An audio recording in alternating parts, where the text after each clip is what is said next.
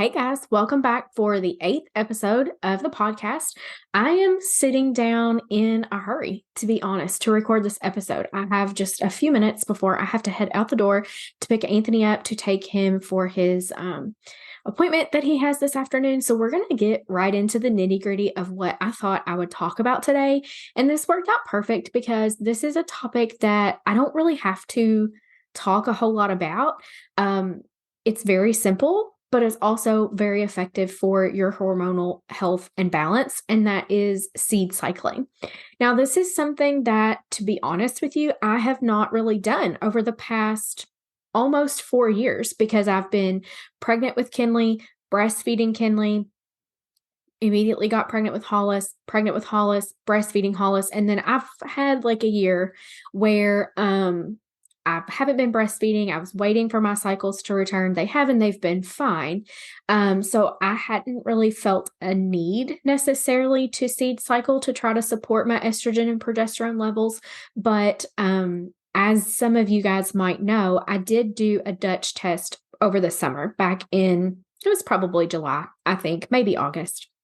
And my estrogen levels were pretty low on that test result. And I do think, just based on like some signs and symptoms that I've had since then, that is probably resolving from like other things that I'm doing.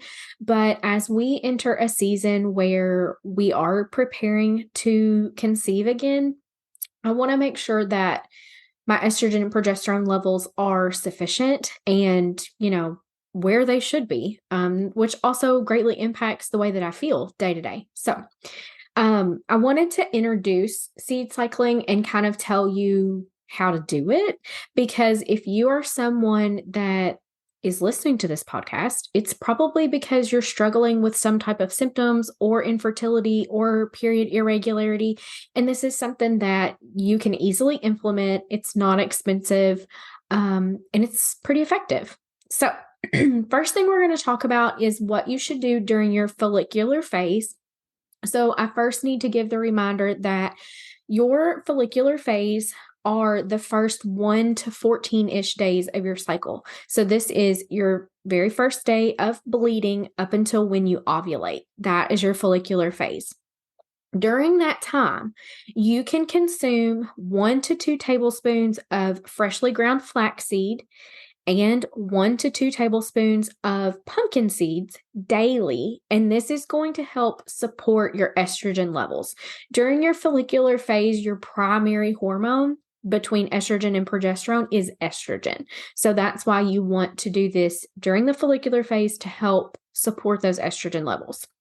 Now, once you have ovulated and you are in that PMS leading up to your bleed phase, to your menstrual cycle, that's your luteal phase. And the way that I think about this in my mind and it helps me remember is I think late luteal. That is the second half of your phase. So it occurs later, L and L. That's just how I remember it in my mind.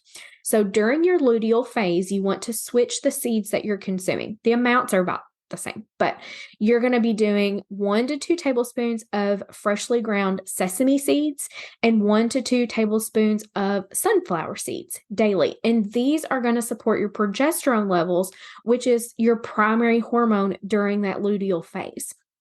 Now, I'm not saying that you have to do this perfectly. I don't do this perfectly, and I'm not planning to do it perfectly right now. To be honest with you, I don't love the taste and texture of ground flaxseed. It's very bland, but I think for me, it's more of a texture thing. I feel like I'm eating sawdust. And that might be me being a bit dramatic, but I just don't like it. So I am doing whole flax seeds, and I'm like, they're getting ground up a little bit in my mouth when I chew them. It is what it is. Even if that is kind of defeating part of the purpose and it's not supporting my estrogen levels as much as it would if they were ground, then so what? I'm still getting healthy fats and some fiber and a little bit of protein there as well. I will incorporate the pumpkin seeds because I do like pumpkin seeds. But then when we switch over to the luteal phase seeds, again, that is ground sesame seeds. I don't think I've ever had ground sesame seeds. and I don't have any on hand currently, so I'm not doing that right now. In this current cycle that I'm in, when I switch over to my luteal phase, so after I ovulate, I will start to reincorporate sunflower seeds, which is super easy for me because I love those anyway. Like they're a great snack. I like them on salads. I just eat them by the handful. What I did this morning with my whole flax seeds was I put it on top of my yogurt, kind of as like a crunch instead of some granola. So anyway, I think that is something that you could, like I said, easily implement, give a try. You're not going to notice immediate results, probably. It's probably going to take a full cycle or two before you can really say, like, yeah, I think maybe that's making a difference.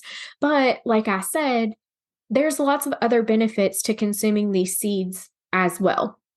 Healthy fats, fiber, a little bit of protein.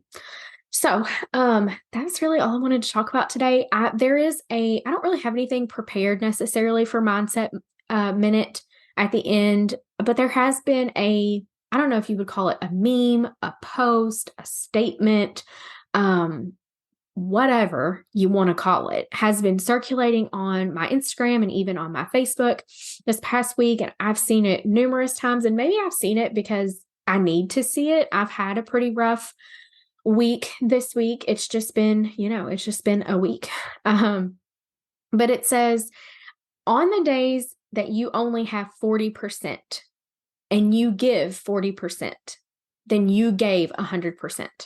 And I think when we are in this season of life being so busy, with us being full speed ahead into the holidays, there is decorating to do, there's shopping to do, there's gifts to wrap, there's events to go to, there's kids' Christmas plays and Christmas presentations at school. Kids are going to be off school.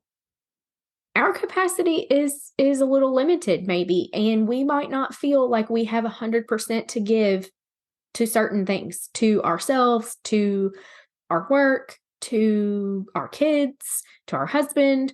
But when you know that and you're like, I know that I don't have 100% today, but I've got 20% and that's what I'm going to give, then you are still showing up and doing your best and giving 100% because that's all you've got to give. So I just wanted to leave you with that today as we close out. So I'm going to read it again. On the days that you only have 40% and you gave 40%, you gave 100%.